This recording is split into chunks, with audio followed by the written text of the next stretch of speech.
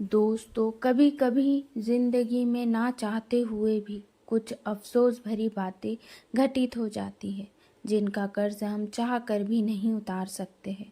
विवाह को 2 वर्ष हुए थे जब सुहानी गर्भवती होने पर अपने घर पंजाब जा रही थी।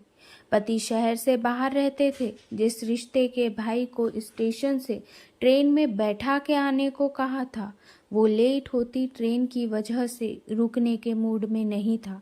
इसलिए सामान सहित प्लेटफॉर्म पर बनी बेंच पर बिठाकर चला गया। गाड़ी को 5वें प्लेटफॉर्म पर आना था। गर्भवती सुहानी को 7वां माह चल रहा था। सामान अधिक होने से एक कूली से बात कर ली। बेहद दुबला पतला बुजुर्ग, पेट पालने की विवशता उसकी आंखों में साफ दिख रही थी। एक याचना के साथ सामान उठाने को आतुर सुहानी ने उसे 15 रुपए में तय कर लिया और टेक लगाकर बैठ गई। तकरीबन 1.5 घंटे बाद गाड़ी आने की घोषणा हुई, लेकिन वो बुजुर्ग कुली नहीं दिखा। कोई दूसरा कुली भी खाली नजर नहीं आ रहा था। ट्रेन छूटने पर वापस घर जाना भी संभव नहीं था। रात के 12:30 बज चुके थे। सुहानी का मन घबराने लगा। तभी वो बुजुर्ग दूर से भागकर आता हुआ दिखाई दिया। बोला, चिंता न करो बिटिया, हम चढ़ा देंगे। गाड़ी में भागने से उसकी सांस फूल रही थी।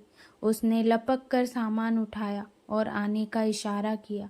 सीढ़ी चढ़कर पुल से पार जाना था, क्योंकि अचानक ट्रेन ने प्लेटफॉर्म चेंज करा था, जो अब 9 नंबर पर आ रही थी।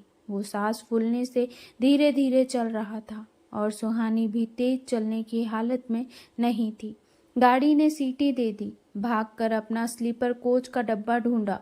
डिब्बा प्लेटफॉर्म खत्म होने के बाद इंजन के पास था। वहां प्लेटफॉर्म की लाइट भी नहीं थी और वहां से चढ़ना भी बहुत मुश्किल था। सुहानी पलटकर उसे आते हुए देख ट्रेन में चढ़ गई।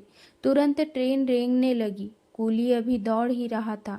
हिम्मत करके उसने एक एक सामान रेलगाड़ी के पायदान के पास रख दिया। अब आगे बिल्कुल अंधेरा था। जब तक सुहानी कांपते हाथों से 10 का और 5 का नोट निकाला, तब तक कूली की हथेली दूर हो चुकी थी। उसकी दौड़ने की रफ्तार तेज हुई, मगर साथ ही ट्रेन की रफ्तार भी बढ़ी। वो बेबसी से उसकी दूर होती हुई खाली हथेली को देखती ही रह गई। फिर उसका हाथ जोड़ना, नमस्ते और आशीर्वाद की मुद्रा में उसकी गरीबी, उसका पेट, उसकी मेहनत, उसका सहयोग सब एक साथ सुहानी की आंखों में कौंध गए।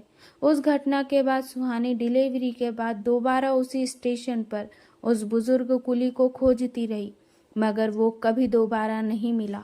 आज वो जगह जगह दान आदि करती है, मगर आज तक कोई भी दान वो कर्जा नहीं उतार पाया जो उस रात उस बुजुर्ग की कर्मठ हथेली ने किया था। सच है, कुछ कर्ज कभी नहीं उतारे जा सकते, बस बने रह जाते हैं, यूं ही जन्मों जन्मों तक। अगर हमारे अनुभवों ने आपके अंतर्मन को छू लिया है तो वीडियो को लाइक के साथ साथ शेयर जरूर करें। धन्यवाद।